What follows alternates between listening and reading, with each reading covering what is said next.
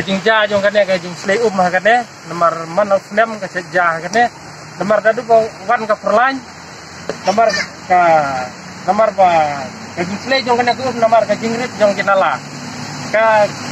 hamtam yang ini lokal ini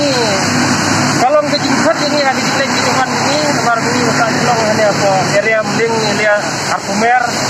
dari kita kadang mungkin pajur ya di dua nomor besin besar ya kena hai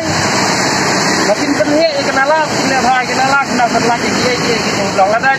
ja badan bekong berjuta mahene ja ke benja ke betul sih kalau benar